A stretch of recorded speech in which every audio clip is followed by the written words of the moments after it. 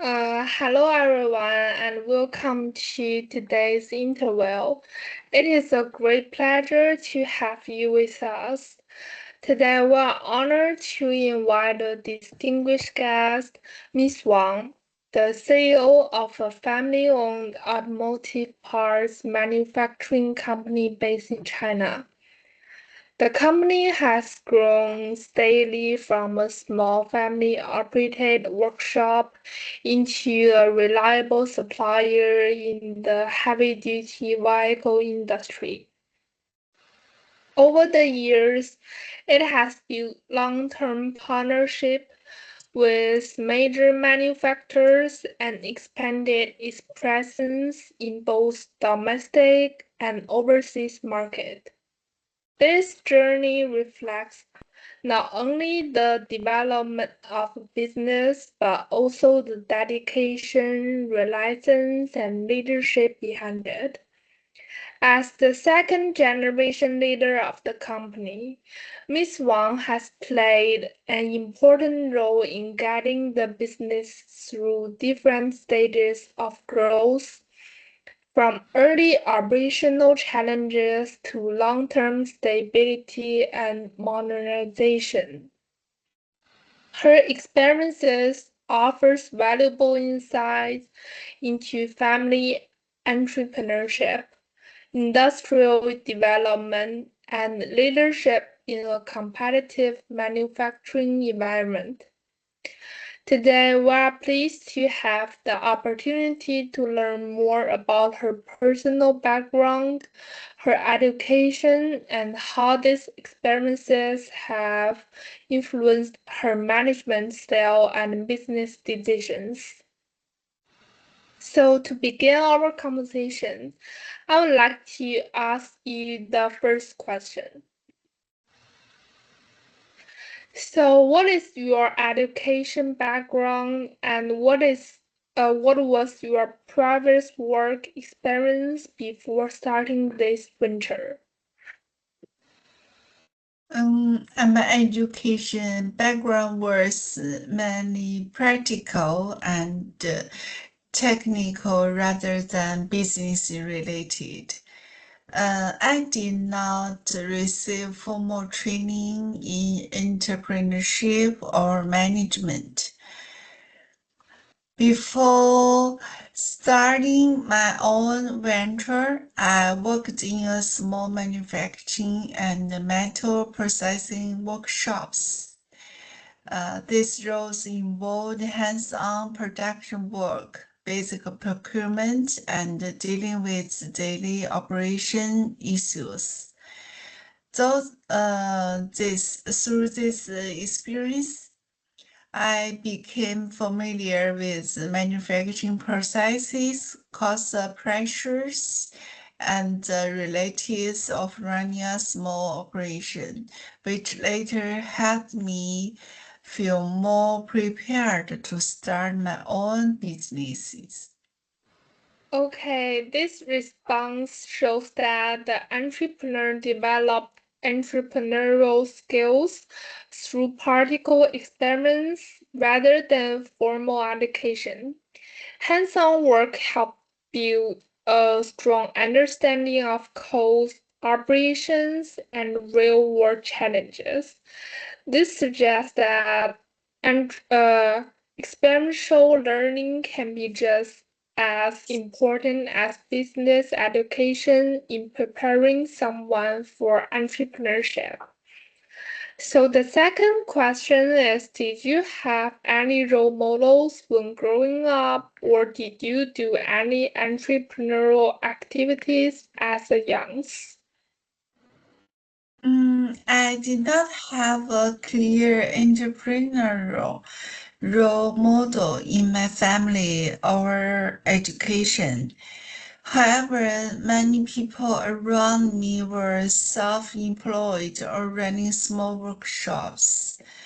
By observing them, I learned that earning a living through your own skills required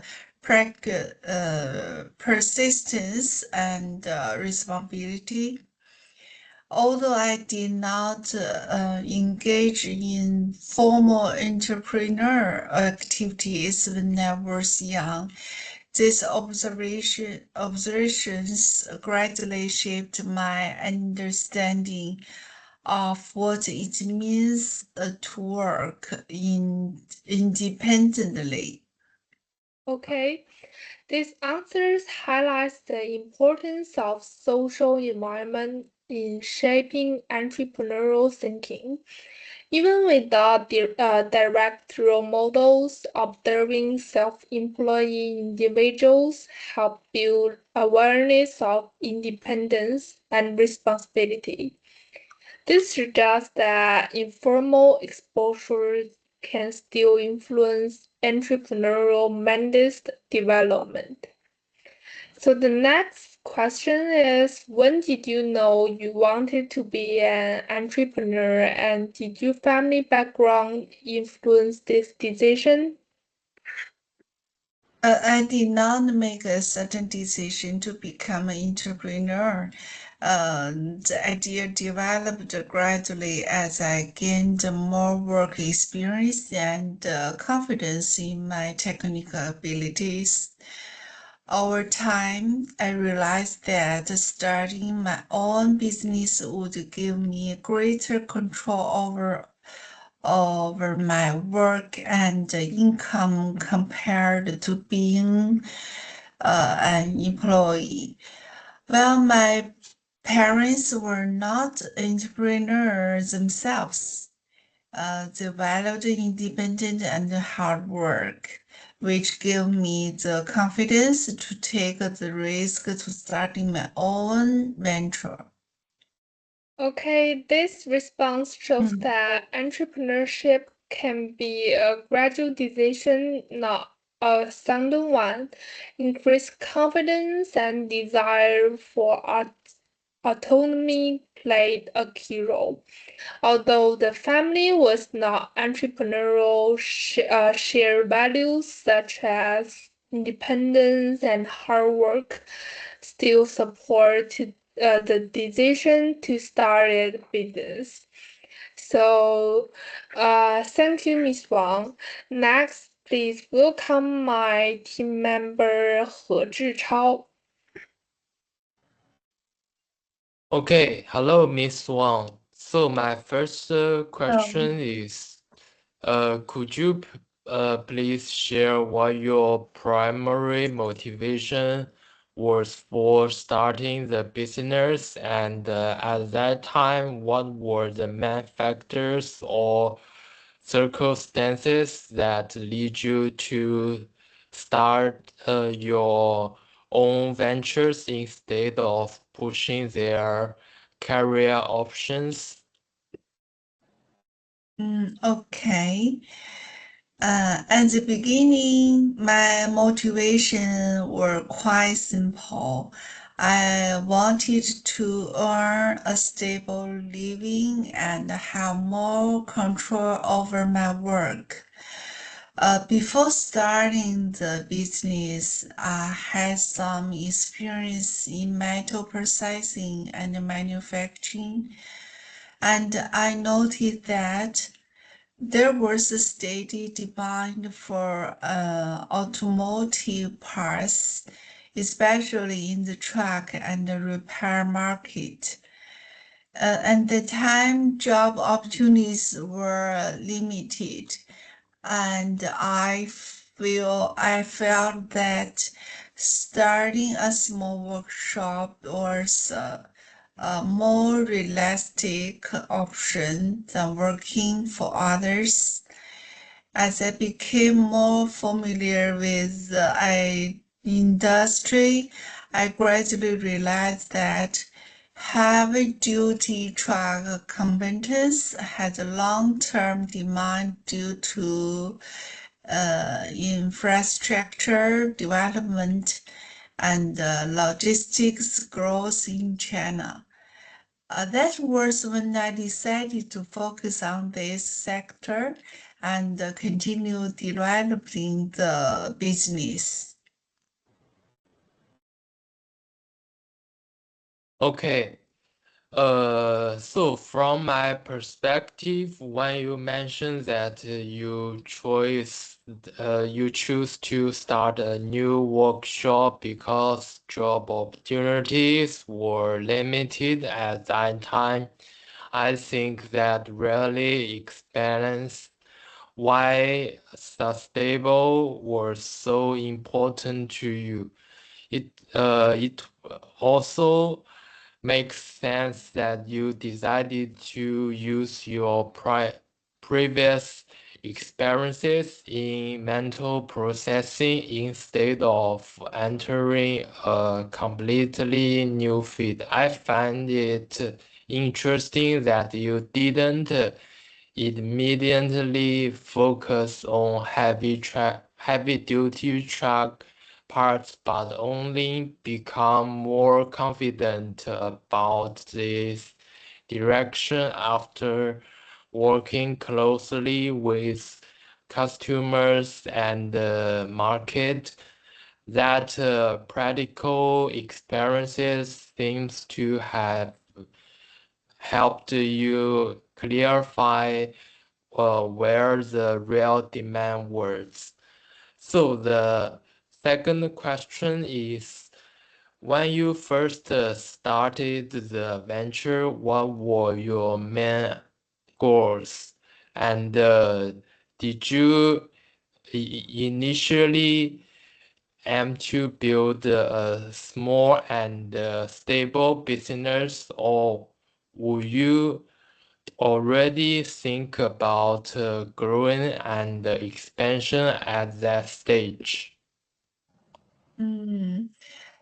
Okay, when I first started, my goals were very practical. I did not think about rapid growth or building a large company. My main goal was to keep the business running, cover costs, and support my family. I wanted a stable and sustainable operation rather than faster expansion. Over time, as the business became more stable and I gained more confidence, my goals started to change. I began to think about improving product quality, working with larger customers, and building long-term relationship with OEMs. Growth became more important, but it was gradual and controlled, not aggressive. Okay. So in my opinion, I noticed that at the beginning, you main concern about simplify to keep the business running and cover daily costs rather than thinking about expansion. That sounds like you were really careful about not taking on too much risk too earlier. And when you talked about how your goals later shift towards improving products quality and working with OEM customers, it sounds like this change helped happened step by step as the business become more stable instead of through one big decision. So the last question is, at the beginning of venture, what kind of resources did you have available, not only in terms of financial capital, but also skills, experiences, or support from others?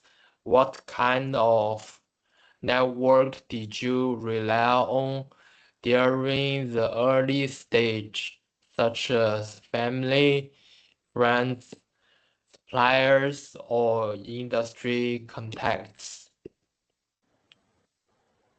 Okay, in the early stage, financial resources were very limited. I mainly relied on my personal savings and small loans from family members. However, I believe my most important resources were very technical skills and hands-on experience in manufacturing. My network were also quite small at the beginning. It mainly consisted of family members, farmer colleges, and local suppliers, and the repair shop owners. I did not have strong industry connections, so I had to build trust step by step through product quality and reliability. Um, and then in terms of creativity, I often use existing equipment for multi-purpose and took small orders first to build a reputation. I also learned directly from customer feedback and adjust the production processes without formal planning. This helped me gradually accumulate resources and expand my network. Yeah. Okay. So what stood out to me was how limited your financial resources were at that start, and how much you relied on your own technical skills and hands-on manufacturing experiences. I also found your approach of using the same equipment for different purpose and taking small orders very practical. It seems like these small decisions helped you build trust with customers and generally expand your network, even without strong industry concerns at the beginning. Okay, that's all my questions. Thank you. Okay. Next, please welcome my team member Yan Xiaopeng. Okay, hello. My first question is, as your business grew from a small shop into a well-established players, how did your goals and value change over time? Mm, Hello. Thank you for your question. I want to say at the beginning, my goal was very simple, just to survive. I needed to earn enough to keep factory running and support my family. Later, when the business grew and we start to supplying to subcontract customers, my focus slowly changed. I began to care more about long-term stability, consistent product quality, and our reputation in the supply chain. So over time, my value shifted. I'm more away from short-term profits and starting focus more on sustainable growth and being reliable. That's a really clear change. At the beginning, everything was about the thrive and cash flow. But later, you start thinking about the reputation and long-term relationships. It sounds like success meant something very different to you at a different stage of the business. So the next question is, did this change in company goals also change your role in the business? Yes, very much. In the early days, I did almost everything myself. Production, purchasing, delivery, and talking to customers. But as production expanded and we started working with larger companies, that became impossible. I couldn't imagine manage everything on my own anymore. So I gradually stepped back from daily operations and focused more on managing people, building system, and planning production. Oh, so your role didn't just change a little, it changed completely. You moved from being the person who does the work to the person who organizes to work. That kind of shift sounds necessarily for growth, but also very challenging for a founder.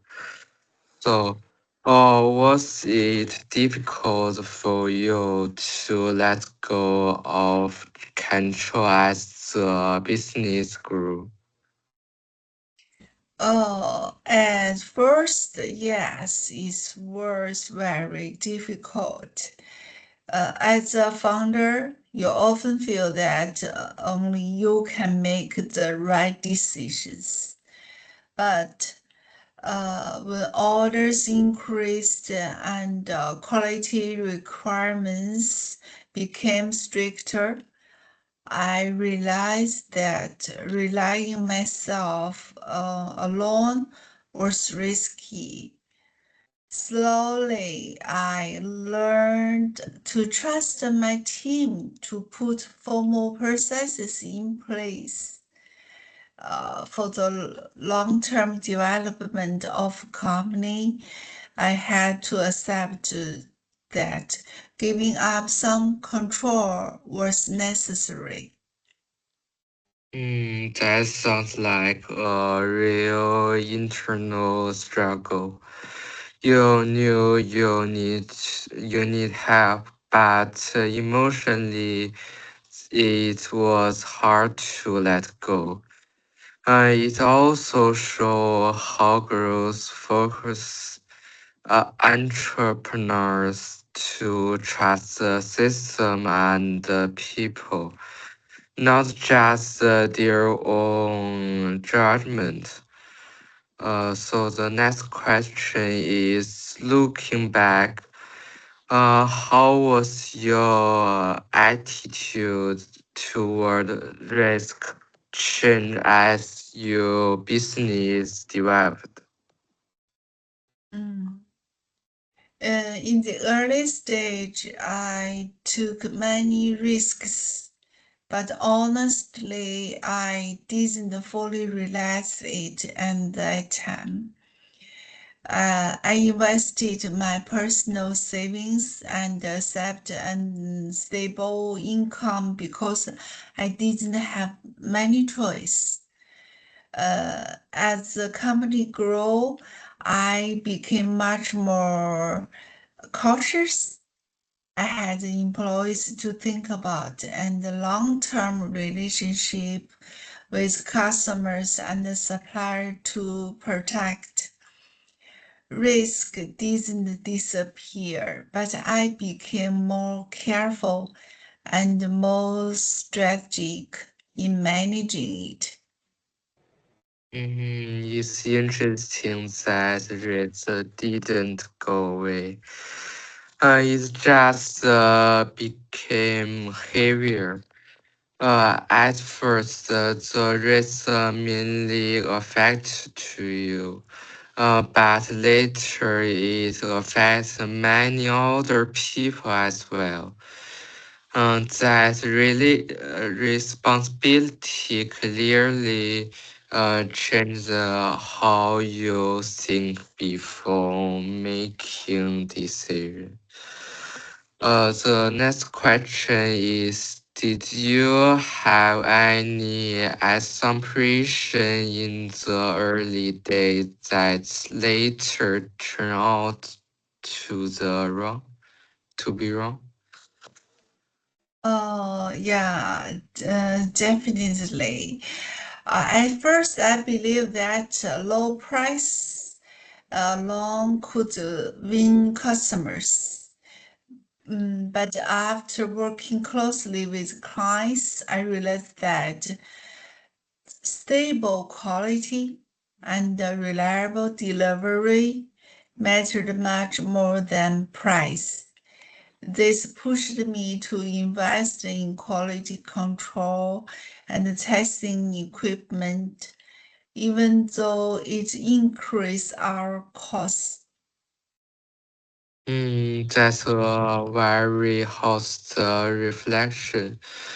Many business focus on price at the beginning, but your experience shows that customer care about much more than that. It sounds like a direct contract with customers really change how you understood value. So, were there any other early assumptions that proved to be wrong as the business grew? Mm, yes, several. In the beginning, I saw that as long as we offered lower price, customers could keep placing orders. And that time, I believe price was the most important factor. However, when they started working with larger clients and OEM related customers, I realized that consistency, quality standards, and delivery reliability were far more important than price.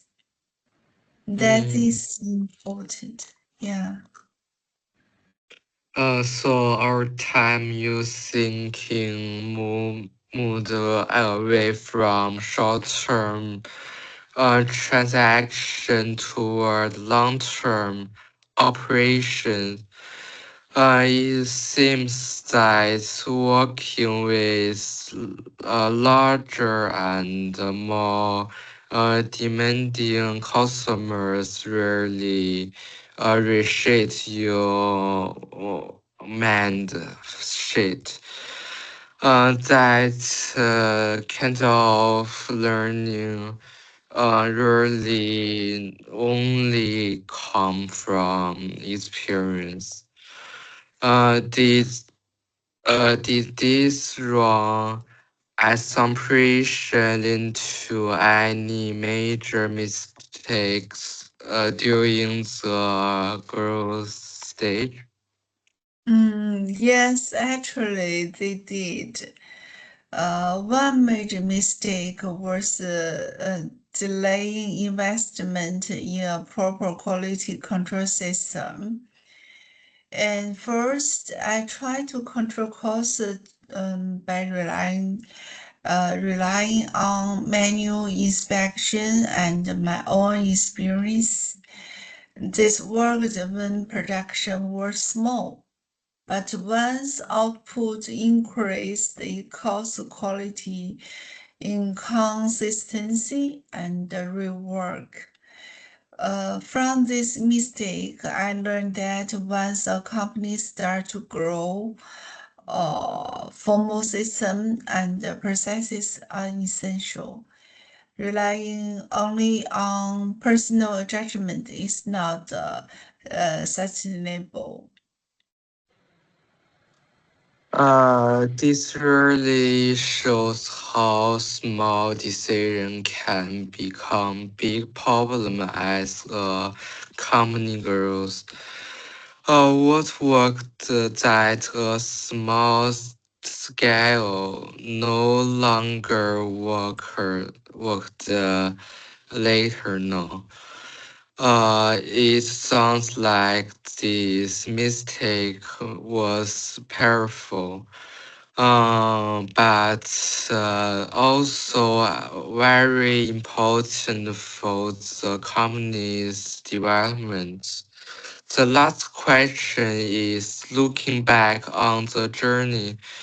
What were the proudest and the most difficult moment for you? Oh, proudest. One of the proudest moments was when we were officially approved as long-term supplier by the major truck manufacturer. It showed that our products and processes met OEM standards. And then the most difficult time was during the COVID-19 pandemic. Orders were delayed, cash flow became tight, and there was a lot of uncertainty. That period really tested my resilience, and as an entrepreneur, I had to make tough decisions, focus on cost control, and prioritize stability over expansion. It was stressful, but it also made the company stronger. Mm. That contrast is very powerful. On one side, you achieved give a recognition and trust from a major customer.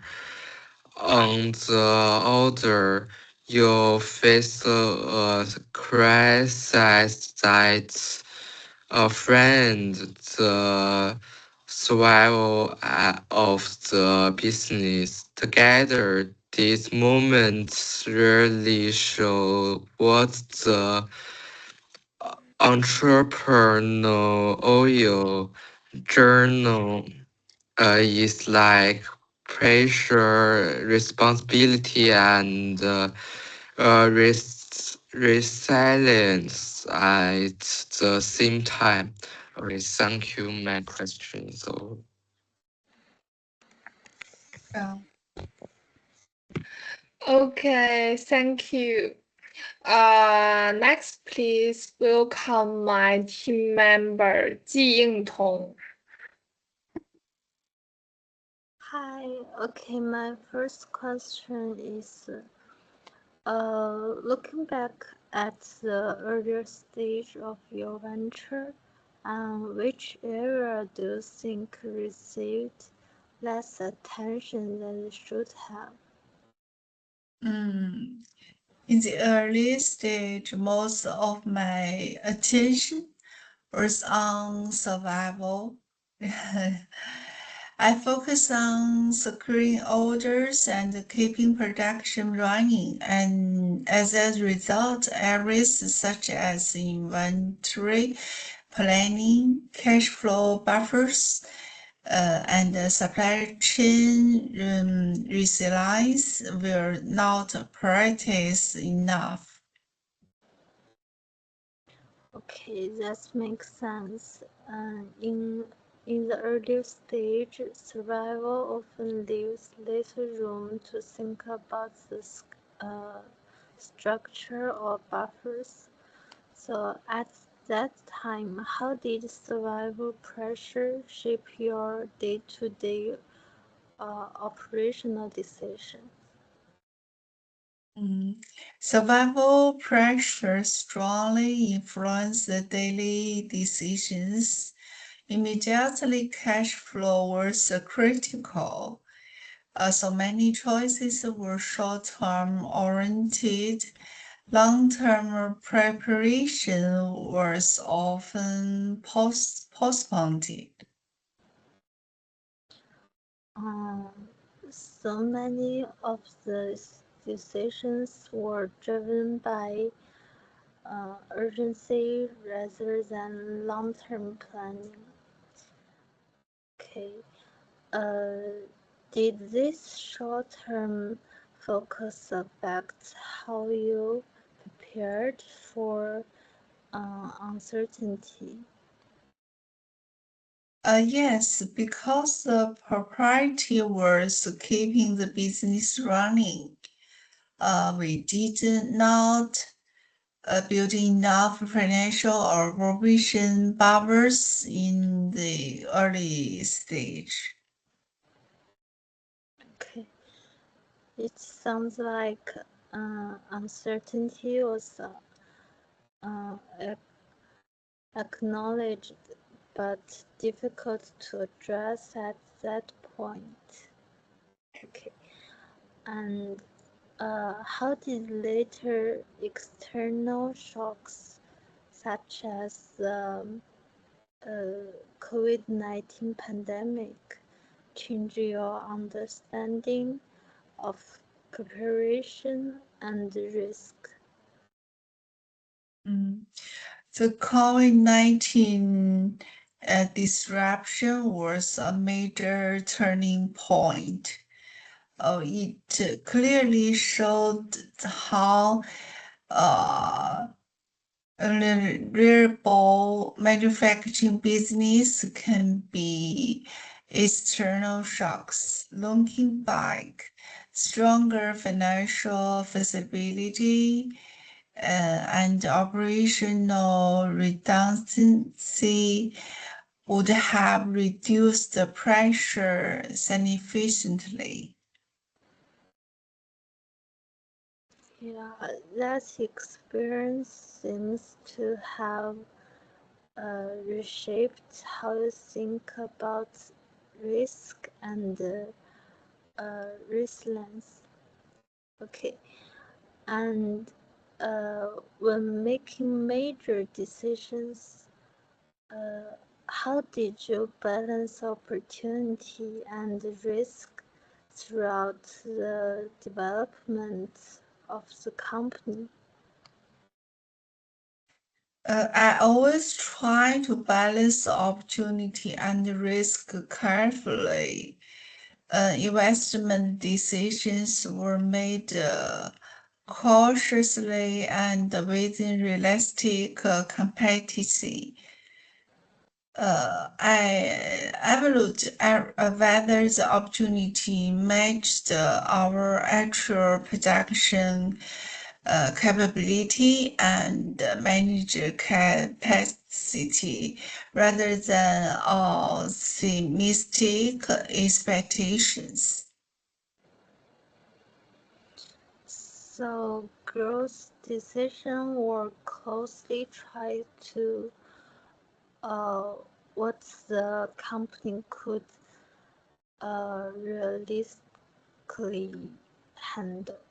And were there moments when you choose not to expand, and even when opportunities existed? Yeah, in some cases, I decided not to expand because the system and the team were not ready. Maintaining stability was more important. Long-term thinking helped me focus on sustainability instead of short-term profit. Industry trends and long-term demand played an important role in shaping decisions. Yeah, uh, that's just restraint was an important part of your leadership approach. So, um, why do you prefer gradual expansion over faster growth? Because controlled growth allows us maintain quality delivery, reliability, and operational stability.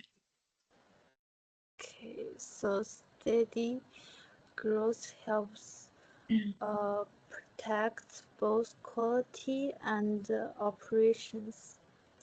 And how will overseas markets be developed in the future? Mm, Overseas markets will be developed through stable partnerships, especially in emerging regions rather than aggressive entry. Yeah, that approach seems focused on long-term presence rather than quick results, and which in internal capabilities will remain priorities as the company grows. Yeah, I think quality control, tooling investment, and process efficiency will remain key priorities to support long-term competitiveness. Yeah, those capabilities appear essential for sustaining growth as the company scales. And based on your experience, and what advice would you give to students who want to start a venture today? Uh, I would advise students to develop a strong understanding of financial information. Even basic financial statements can reveal risks and opportunities. They help entrepreneurs make informed decisions. Yeah, that advice highlights how important financial awareness is from the very beginning. And uh, apart from financial skills, and what else should students pay attention to? In my opinion, I would say students should stay closely connected to industry development and broader economic conditions. Entrepreneurship does not happen in isolation. Awareness of real world change helps entrepreneurs avoid blind decisions and manage risk more efficiency, Yeah, more effectively. Yeah. staying connected to the real market environment seems especially important for new founders. Okay, thank you Yeah. so much for sharing your experience and insights. Welcome.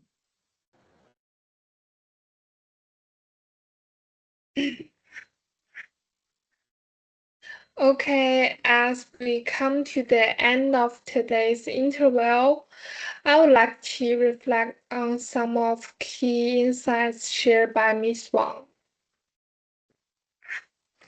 Throughout our conversation, we have learned how a family-owned automotive parts manufacturing business developed from a small metal processing workshop into a stable supplier in the heavy-duty vehicle industry.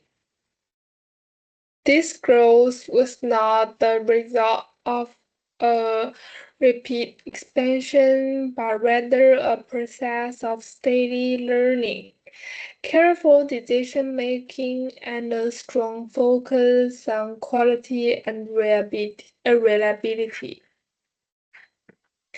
Ms. Wang's experience highlights the importance of specialization in entrepreneurship by concentrating on exterior and structural components for heavy-duty vehicles.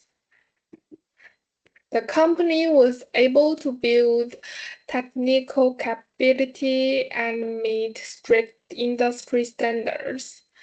Long-term cooperation with major manufacturers reflects the trust the company has earned through consistent performance and operational discipline. Another important lesson from today's interview is how leadership changes as a business grows. In the early stage, close involvement in daily operations and cost control was essential. Over time, Ms. Wang's role shifted toward team management, process improvement, and strategic planning. This transition shows how entrepreneurial leadership must adapt to different phases of business development. We also discussed the importance of reliance, particularly during periods of external uncertainty. Instead of pursuing aggressive growth, the company focused on maintaining cash flow, improving efficiency, and strengthening relationships with suppliers. This approach helps stabilize the business and supported its long-term sustainability. Overall, Ms. Wang's journey demonstrates that entrepreneurship in the manufacturing sector is often built on persistence, incremental improvement, and long-term thinking. Her experiences provide valuable insights into how family-owned firms can grow steadily while remaining competitive in a challenging market environment. Before we conclude, I would like to sincerely thank Ms. Wang for sharing her valuable experience and insights with us today. I would also like to thank our group members for your attention and engagement throughout this interview. Thank you all for joining us, and we look forward to seeing you again.34分半。